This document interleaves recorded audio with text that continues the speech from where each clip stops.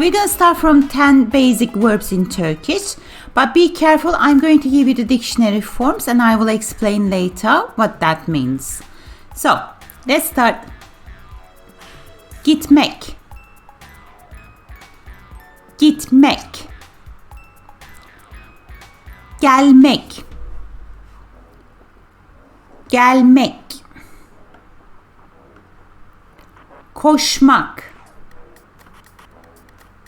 Koşmak. Yürümek. Yürümek. Yemek. Yemek. İçmek. İçmek. Okumak. Okumak. Yazmak. Yazmak. Dinlemek. Dinlemek. Konuşmak. Konuşmak. Okay, let's practice these 10 verbs. So do you remember which one was which one? So I will give you some time. You can pause here if you want to. And then I will give you the answers in a second. Okay, I'm giving you the answers. So the first one is gitmek. And the opposite direction is gelmek. And the third one, he is listening, isn't he? So dinlemek. And the last one, they are speaking, talking. So it's konuşmak. Okay, let's take a look at the next set. So I will give you some time. You can pause here if you want to. You can do it yourself. But I will give you the answers in a second. Are you ready? The first one, she's reading, so it's okumak. Second one, he's writing, isn't he? So it's yazmak. And third one, he's running, so koşmak. Fourth one, she's walking, yürümek. Fifth one, she's eating, so yemek. And the last one, she's drinking, so it's içmek. So let's put all the verbs together in one page. And do you remember the word for them? So I will give you some time again. You can pause here if you want to. I will give you the answers in a second. Okay, so I'm giving you the answers. So okumak, to read. Koşmak, to run. Yemek, to eat. Yazmak, to write. İçmek, to drink. Yürümek, to walk. Dinlemek, to listen. Gitmek, to go. Gelmek, to come. Konuşmak, to speak, to talk. So I'm going to move on to how to tell someone to do something or not to do something. And I'm going to start from the most basic form. Okay, remember I gave you the dictionary form of each verb. And we have two examples here. Gelmek, which means to come. Koşmak, to run. So to tell somebody to do something, we have to get rid of mek or mak first. So what we have left here, gelmek, we get rid of mek and we have gel, which means come. To make it negative, we are going to add me or ma ending. And gel, the only and the final vowel is e, so we have to put me.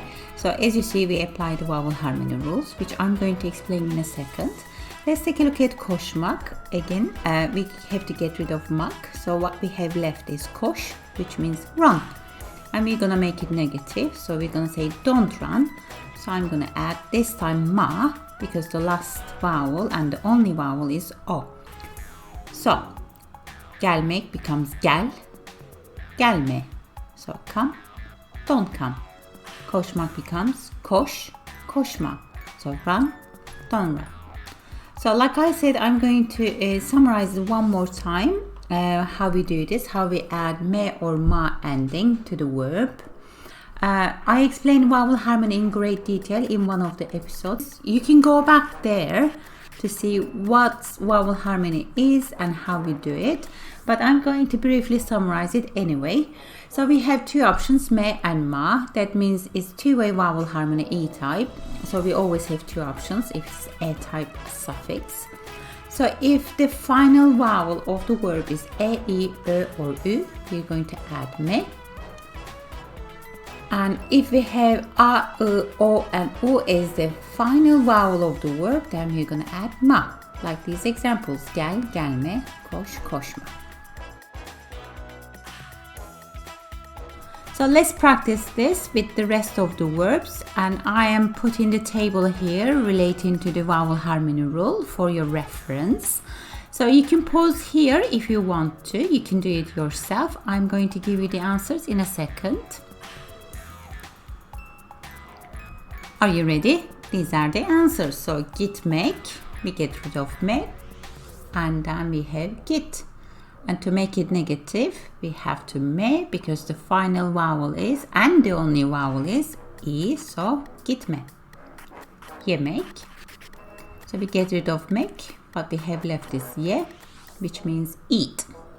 And we're going to make it negative, so we're going to put me, yeme, because the final and the only vowel is e, so we have to put me.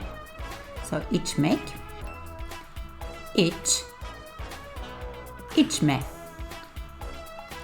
Yürümek, yürü, yürüme. Dinlemek, dinle, dinleme. Okay, we have three more verbs, so we're going to do the same thing. I'm going to give you some time. You can pause here if you want to, but I'm going to give you the answers. Okay, are you ready? So yazmak. We're going to get rid of mak, so what we have left is yaz, which means write. So I'm going to say don't write, so this time I'm going to put ma because the final and the only vowel is a, so I have to put ma. So yazma, don't write. Okumak, oku, okuma. Konuşmak, konuş, konuşma. Okay, and I want to move into the polite form now. Okay, so I would highly recommend you to use the polite form each time. It sounds much better. Okay, remember this is what we have done so far, right? So how to make it polite? By simply adding a suffix, which is in. So gel becomes gelin, and gelin is politer than gel. And gelme becomes gelmeyin, which is way politer than gelme. And let's take a look at koş. Koşun is politer than koş. Or negative one, koşmayın is politer than koşma. So we apply the vowel harmony rule again. Remember, whenever you add a suffix in Turkish, you have to apply vowel harmony rule. Now let's take a look. So we're gonna look at the last vowel of the verb. So if the final vowel is a or e, we're going to add in, like gel, gelin. If we have a or ı is the last final vowel, then we're gonna add un. And if the final vowel is o or u, then we're gonna add un. And if the final vowel is ö or ü, then we're gonna put ün. Okay, let's practice this. So we have a list of verbs here again. So what we're gonna do is to apply the polite form. Okay, I'm going to give you some time. Again, you can pause here and I'm just gonna give you the answers in a second. Are you ready? Gelmek. So we're gonna add in ending, but we're gonna follow vowel harmony rule. So gelin and negative one, Gelmeyin. Okay, again we needed a buffer sound there. So gitmek. Gidin. Gitmeyin. So to change to D, and in my previous video I actually explained this one, and consonant changes as well. So if you're not sure what's going on here, I would really suggest you to go back to that video and then watch it. It happens with certain consonants. Okay, so let's move on. And yemek. Yiyin. So that E changed to E. So it becomes yiyin. And the negative one, yemeyin. İçmek. İçin. And negative one, içmeyin. Dinlemek. Dinleyin. And negative one, dinlemeyin. Okay, let's practice a bit more. So we have 5 more verbs, so we're gonna do the same thing, polite form, one positive, one negative. So you can pause here again, you can do it yourself, and I'm going to give you the answers in a second. Are you ready? So yazmak, yazın, yazmayın. Okumak, okuyun, okumayın. Koşmak, koşun, koşmayın. Konuşmak, konuşun, konuşmayın. Yürümek, yürüyün, yürümeyin. Okay, let's wrap it up and summarize what we have studied so far and outline the main points. Okay, when we have a verb in dictionary form, first we have to cross out mek or mak, and whatever you have left is the actual stem of the verb, which is also a command. And to make the command negative, to tell somebody not to do something, we are going to add me or ma suffix. And then if you want to be polite, which I highly recommend in Turkish culture, then we're going to add in suffix. Okay, so if you look at this, basically gel koş or gelme koşma is casual, but gelin koşun, gelmeyin koşmayın is polite way of telling someone to do or not to do something. Okay, and when we add a suffix in Turkish, we apply always the vowel harmony rules. You're either going to apply a two-way vowel harmony rule if your suffix has e, or you're going to apply four-way vowel harmony rule if your suffix has e.